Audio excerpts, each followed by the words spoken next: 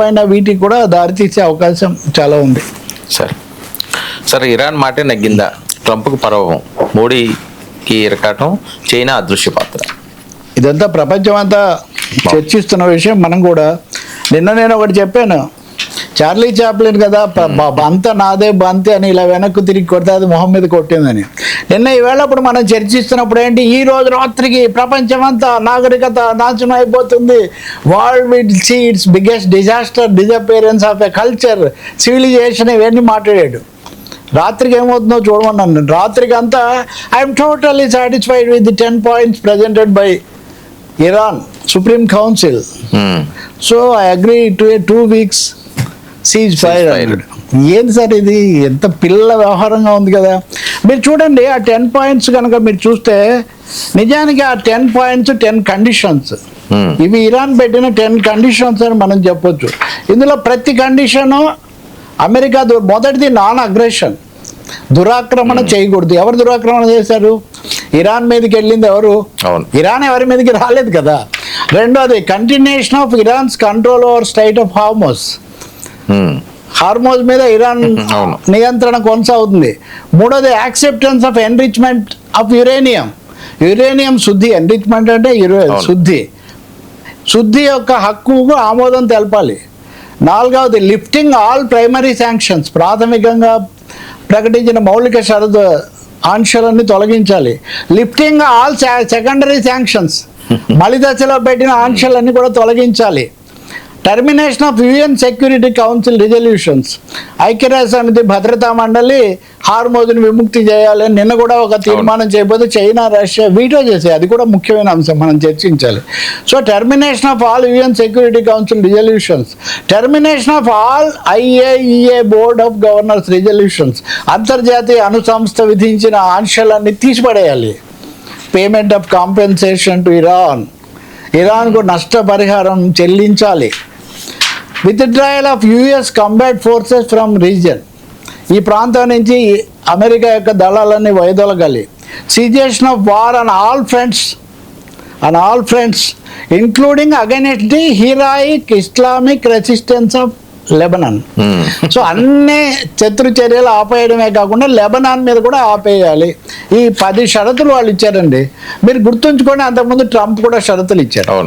Trump షరతులకు Iran ఏమో ఒప్పుకోవాలి, కానీ ఇరాన్ గవర్నింగ్ కౌన్సిల్ ఇచ్చిన 10 షరతులు అబ్బో భలే ఆనందంగా, ఇంత మంచి షరతులు అయితే ఇంకా అభ్యంతరం ఉంది, అదే అత్తారింటి దారేదిలో ఇంత రీజనబుల్ డీల్ నా జీవితంలో చూడలేదు అంటాడు. అన్నట్టుగా ఒప్పేసుకున్నాడంటే ఇన్ఫ్యాక్ట్ ఇరాన్ ఇక్కడ ప్రివైల్ అయింది. వాళ్ళు గట్టిగా నిలబడడం వల్ల ట్రంప్ తోక ముడిచాడు, కానీ మళ్ళీ తోక ఆడిస్తాడా ఈ సందేహం ప్రపంచానికి ఉంది. ఇంకొకటి, ఈ ప్రకటనలో లెబనాన్ 10వ పాయింట్. ఈ ప్రకటన వెలువడుతుండగానే ఇజ్రాయిల్ ప్రధానమంత్రి నెతన్యాహు మిగతా అన్నిటికీ ఒప్పుకుంటాను కానీ లెబనాన్ విషయంలో మటుకు మేము ఒప్పుకోము అని ఆయన ఒక షరతు పెట్టాడు. కానీ అసలు అంశాలు 2 ఉన్నాయి. ఒకటి, ఇందాక నేను చెప్పినట్టుగా రష్యా చైనా వీటో చేయటం. రష్యా చైనా వీటో చేశాక అమెరికా ఏకాకైపోయింది. మొదటిది. చైనా వాళ్ళ పత్రికల్లో వీటన్నిటిలో కూడా ఈ విషయం మీద వాళ్ళు చాలా ముఖ్యమైన అంశం వాళ్ళు పెట్టారు.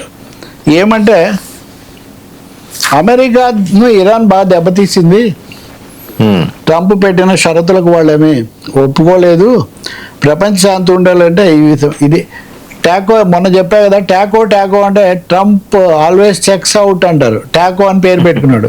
టాకో కాదు, వాడు వ్యాకో అయిపోయాడు అని టైమ్స్ ఆఫ్ ఇండియాలో మొన్న వ్యాసం రాసిన వాళ్ళు ఇప్పుడు మళ్ళీ పెట్టారు. Taco backlash, Trump trolled after ceasefire, Iran declares victory. ఇది టైమ్స్ ఆఫ్ ఇండియా వార్త. Iran declares victory, trolls Trump మీద. టాకో కాదు, వ్యాకో అయిపోయావు నువ్వు అని చెప్పి. ఇది చైనా డైలీ వార్త. Iran snubs new ultimatum issued by the US. America ఇచ్చిన అల్టిమేటంను తోసిపుచ్చి ఇరాన్ నిలబడింది అని. This is Al Jazeera's latest news. Al Jazeera ఏమంటుంది, in strait of Hormuz Iran and China take aim at US dollar hegemony. This is biggest point.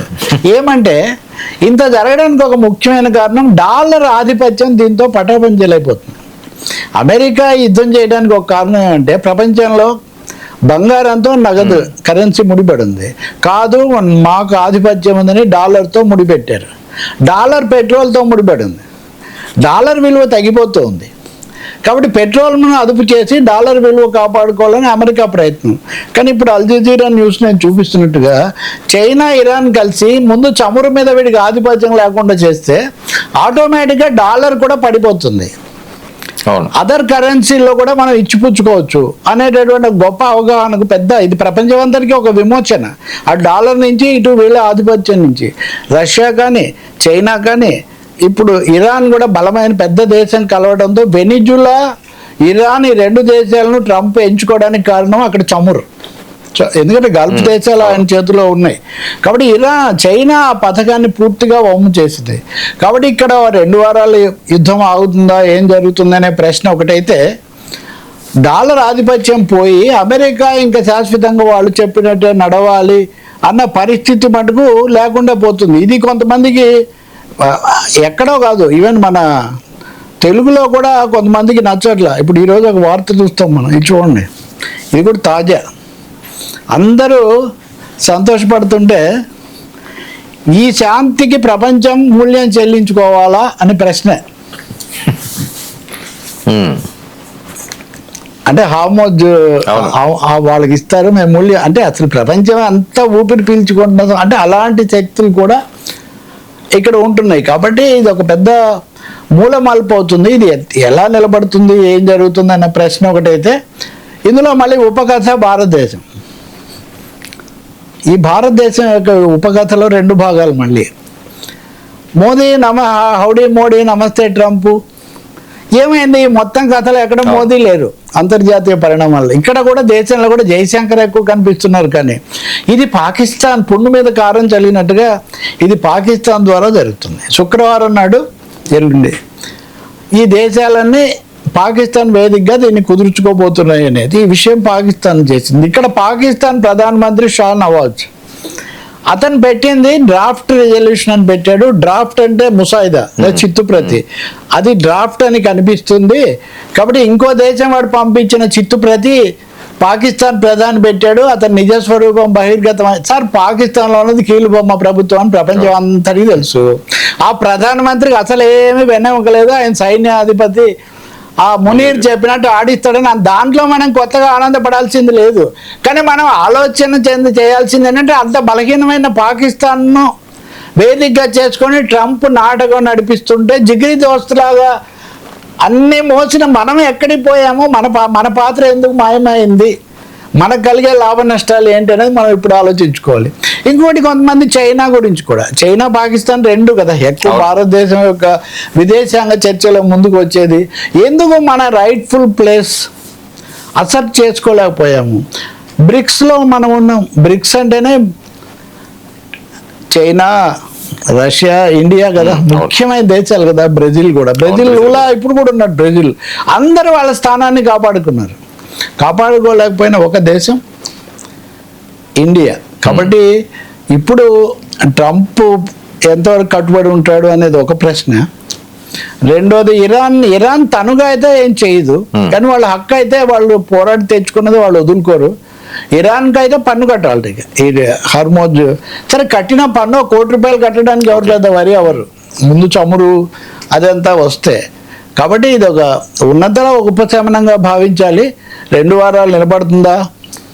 దుస్సాహస శక్తులు ఏం చేస్తాయి? అసలు ట్రంప్ అనేవాడు అంత ఇష్టానుసారం మాట్లాడిన వ్యక్తి దీనికి కట్టుబడి ఉంటాడా? రేపు ఏదో ఒక సాకు చూపించి ఇంకొకటి చేయడా? ఇలాంటి చాలా ప్రశ్నలు ఇక్కడ ఉత్పన్నం అవుతున్నాయి. కాబట్టి శుక్రవారం నాడు జరిగే దాన్ని బట్టి మనం చూడాల్సి ఉంటుంది. పాకిస్తాన్ బొమ్మ అంతే. పాకిస్తాన్ ఇక్కడేమీ ముఖ్యమైనటువంటిది కాదు. మోదీ ప్రభుత్వం కూడా దీని నుంచి బహుశా తగినన్ని పాఠాలు నేర్చుకుంటుందని మనం భావించవచ్చు. Thank you so much Rao garu. ఇది ఈనాటి frankly with Tarakapalli. Stay tuned to 9 news.